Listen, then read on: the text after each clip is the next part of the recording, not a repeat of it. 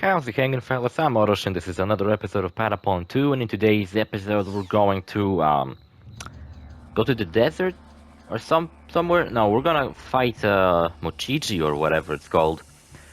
So, see, quite a lot of things, I don't think quite a lot of things changed, but quite a lot of things popped up on my army thing. I think I might have been doing some stuff between episodes. See, I don't remember when I did some stuff between episodes. Maybe this is the time I did some stuff between, because I got a cat Patapon. I don't remember what his thing is. Probably like increased agility. You can kind of expect that from a cat-themed Patapon. I got a rabbit-themed Patapon, who I believe is the one who's like his immunity to fire or something like that. Or he just shoots faster. I think that's another thing.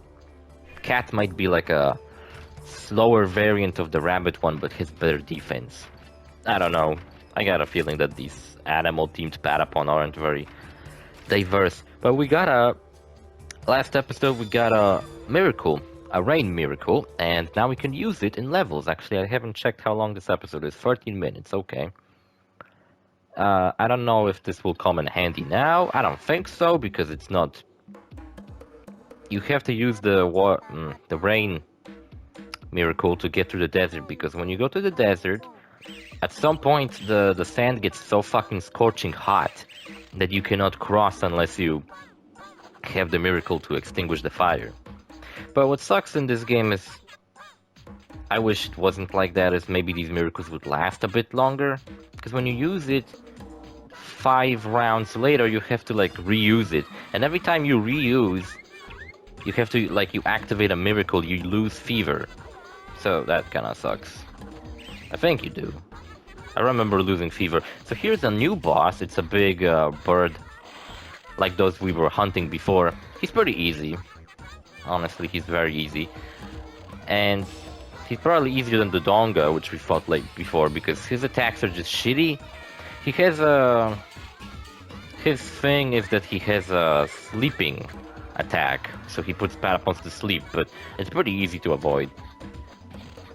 Not to mention, like I was saying last episode, see how far away the bird is? He's preparing for an attack, but he's gonna miss. See, he missed every single hit, because he's too far away. So like I was saying last episode, it's a really good idea to not get too close to the enemies.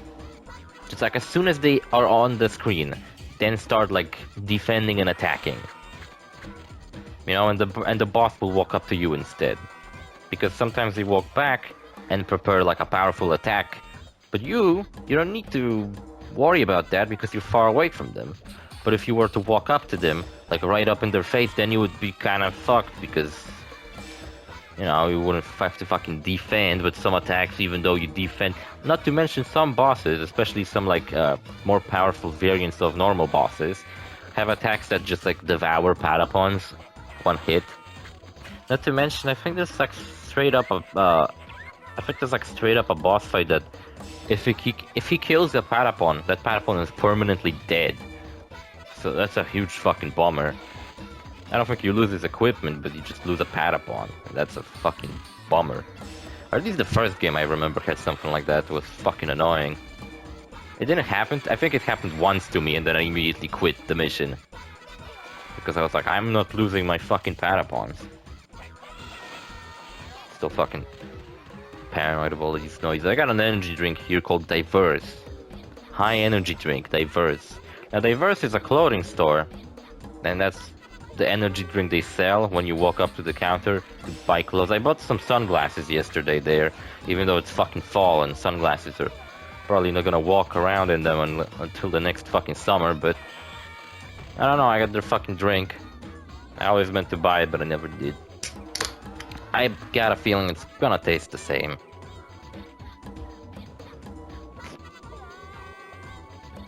As the last drink we had.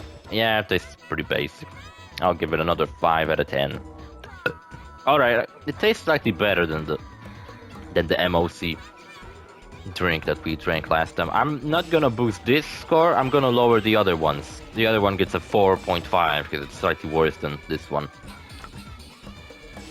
And this one is slightly better than... So maybe I'll give this one a 5.5. Because my middle of the road is just like cheap energy drink at a local store next to my house that I used to buy all the time, and it's like really cheap and tastes pretty alright. This is the attack I was talking about. Everybody went to sleep. There's a cool song you learn later in the game that nullifies all the effects you have. So if you have an army set on fire, you do that song and then everybody's fine.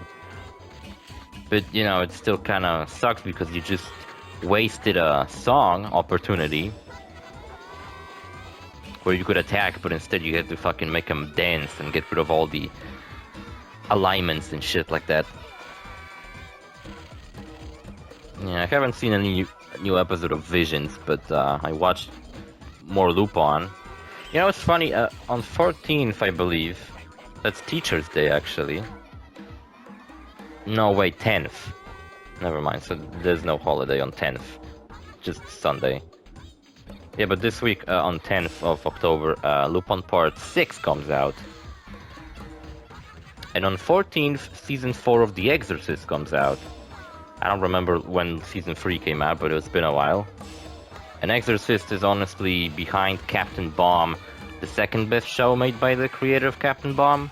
And since Captain Bomb is not getting new episodes because it's pretty much over, yeah, Exorcist is the best, next best thing. Even though he made a show that's pretty much just like Captain Bomb, but it's just not as good.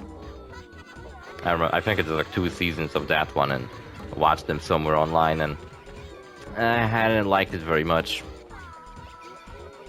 Kind of strange that he calls like characters from Captain Bomb, like side characters, come back in that one. So I guess it's implying that it's in the same universe, even though, especially since those characters that come back look older, like they have gray hair and shit. So I imagine there was like a setup for like Captain Bomb to eventually show up and be like, and it turns out the main character is his fucking grandson or something. Probably gonna make a joke how his son and his father were just like a loser or some shit, but grandpa and son are the best. Speaking of that, grandpa and grandson being the most important characters, I was talking about Lupin Part 4, because I continued to watch that. Still not done with it. Probably when Part 6 comes out, I'm still not gonna like watch it as it comes out. I'm probably gonna try to watch Part 5 first, and then get to Part 6. And also I heard that Part 1 is gonna get an English dub, so I might rewatch Part 1 as well. But maybe not like immediately. I also probably would rewatch some of the movies I watched a long time ago, because I don't remember them very well. A lot of these movies are just a blur, and they all blur together for me.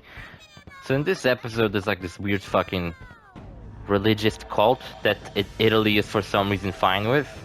And there's this guy named Greco, kind of sounds like Gecko.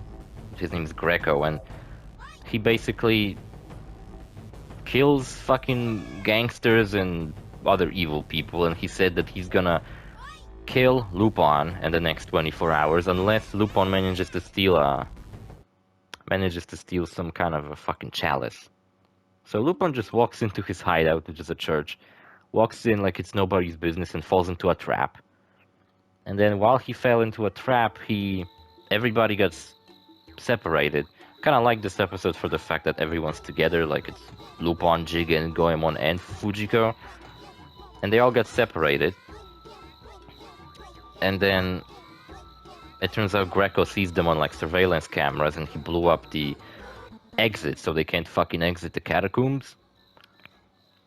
And then he also revealed that one of the characters have been brainwashed into being their slave, basically. So everybody starts suspecting each other. Jigen's probably the biggest suspect because he's acting the most suspicious. Then Fujiko gets fucking stabbed and murdered and put in a fucking coffin. Oh yeah, when you go on hunts, don't bring Patapons with you because they alarm the prey and it runs away. So it's not a good idea to keep Patapons when you're on a hunt. Yeah, and then Jigen and Goemon have this really cool fucking boss fight, have a fight with each other, which reminded me of one of the movies that I really liked of Lupin the Third, where they had a fight with each other, but instead they like threw their weapons away and they had a fist fight. And basically they ended with a tie. And in this case, they also ended with a tie. I guess implying that Jigen is just as good as Goemon, even though Goemon always comes off as this really OP motherfucker because he has his fucking super sword. But, well, he put up a fight against Goemon and actually hit a draw, unlike Zenigata, who defeated Goemon in part 3 in one of the episodes.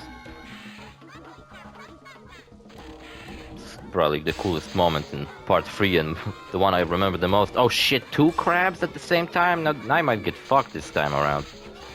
Especially since my Patapons went to sleep, because... See, now Patapons would come in handy, but... see how fucking quickly this crab died? I don't know why sometimes these crabs die, like, so fucking quickly, and sometimes they stay for, like, the whole fucking mission. Like this crab, why isn't he dead yet? Yeah, anyway, and...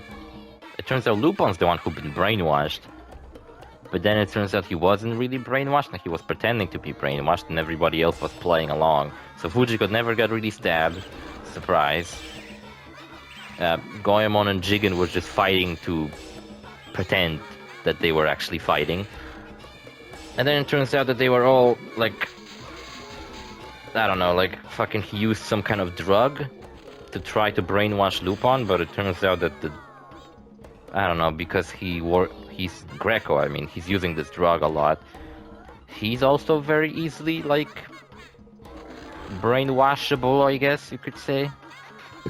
So Lupin does some bullshit and he starts acting like a monkey. And at the end of this episode, I think this is the only episode so far where Lupin ends up filthy rich, because Greco also started betting who will win, him or Lupin.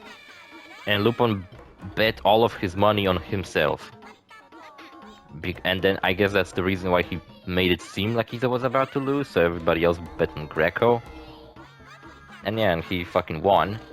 And won all his money, and at the end of the episode you see him hanging out in his room that he has in Italy, I guess, and it's just like filled with money. And it's kind of nice to see that for once he fucking actually managed to get rich, because often in this fucking series, like, he gets the treasure at the end, but then he gives it away, throws it away.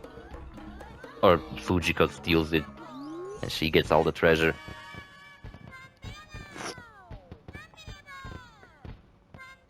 Yeah, so it was pretty cool. I also beaten Wreckfest. I mean, that's kind of...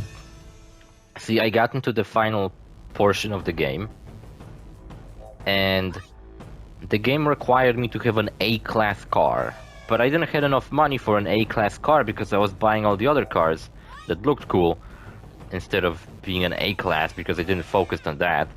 And I had, like, an A-class car costs like 20,000, and I only had 2,000 credits. So I was like, fuck, I guess I'm just gonna not fucking continue to play. But Wreckfest overall is a fucking great racing game, and I should do a let's play of it at some point. Even though it doesn't have a narrative, really, but... fuck it. I'll do a let's play of it. We'll just beat all the career challenges, and that's it. But I need to make sure to buy a fucking A-class car as soon as I can. So anyway, see you fellas in the next episode. Bye.